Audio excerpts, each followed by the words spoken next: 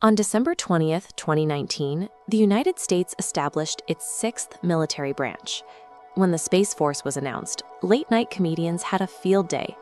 Memes comparing it to Star Trek flooded social media, and most people assumed it was either a publicity stunt or science fiction dressed up as policy. But military planners weren't laughing. For years before the public paid attention, the Pentagon recognized an uncomfortable truth.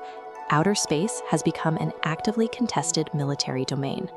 The modern geopolitical calculus is simple.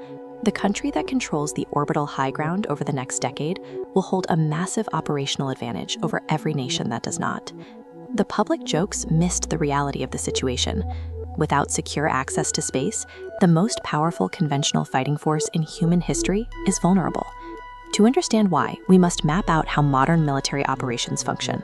Every global deployment relies entirely on an invisible network of satellites. Take the GPS constellation. It provides precise positioning data, guiding every cruise missile, smart bomb, and infantry unit in the field. Meanwhile, communication satellites carry the secure, real-time data links that allow commanders to direct forces deployed anywhere on the planet. High above them, highly classified missile warning satellites provide the critical early detection required to survive a sudden ballistic or nuclear threat. This is a documented operational dependency. America's adversaries have studied this exact web of connections for decades, and they have been actively building capabilities to exploit it. Take away those specific satellites, and the American military goes partially blind, deaf, and dumb almost immediately. The precise moment the Pentagon's theoretical fears became concrete reality happened in January 2007, during a specific Chinese weapons test. China launched a direct ascent anti-satellite weapon, a ground-based missile that tackled 860 kilometers into space, physically obliterating their own aging weather satellite. The impact caused an immediate environmental catastrophe, fracturing the satellite into thousands of pieces of shrapnel, creating the largest debris field in spaceflight history. The strategic message was received in Washington with complete clarity. China possesses the immediate capability to kill American satellites at will. Over the next 16 years, China rapidly expanded that arsenal. They developed ground-based lasers to blind sensors, electronic warfare systems to jam signals, and cyber capabilities to hack ground control stations. The Space Force was built as a direct response to China engineering the exact tools required to exploit America's greatest operational weakness. Russia has its own sophisticated space weapons program, built on decades of Soviet-era co-orbital testing and upgraded with modern technology. In 2019 and 2020, American officials observed a Russian satellite, officially designated Cosmos 2542, executing a series of highly aggressive, close proximity maneuvers in deep space. American military officials publicly called it a nesting doll weapon. It actively stalked an ultra-classified American KH-11 spy satellite, and once in position, fired a high-speed projectile directly past the American asset. Beyond physical stalking, Russia relies heavily on widespread electronic warfare. They have repeatedly deployed systems capable of jamming GPS and communications networks across massive geographic areas in Ukraine and Syria. Neither nation is trying to hide these capabilities. They are deliberately demonstrating these tools in plain sight to establish a chilling, undeniable deterrent against American intervention.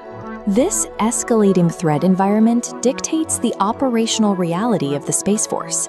This lean branch of roughly 10,000 active duty Guardians focuses on urgent defensive missions, leaving the sci-fi tropes of popular imagination behind.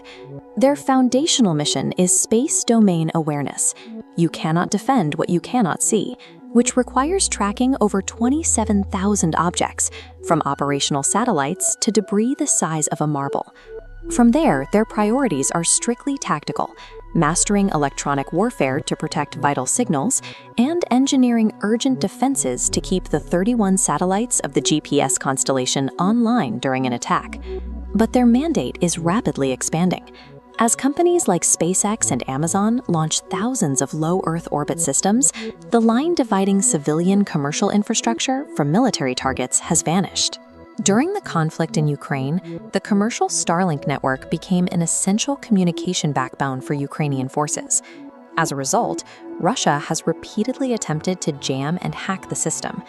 Now, the Space Force's protective umbrella has to stretch far enough to cover the private sector's orbital infrastructure, vastly complicating their already difficult mission. The sheer vastness of space, combined with the scale of these emerging threats, means the United States cannot secure the domain alone. To close that gap, they are actively constructing a coalition of spacefaring democracies. In recent years, the UK, Australia, France, and Japan have all established their own allied space commands. Together, they are sharing surveillance data, linking interoperable communication grids, and establishing international norms of behavior for a domain currently lacking useful legal frameworks. The ultimate objective of the Space Force and this growing coalition is to build a deterrent so overwhelming that attacking orbital infrastructure becomes too costly for any adversary. The Space Force secures the orbital high ground to ensure that the next major terrestrial conflict, wherever it is fought, does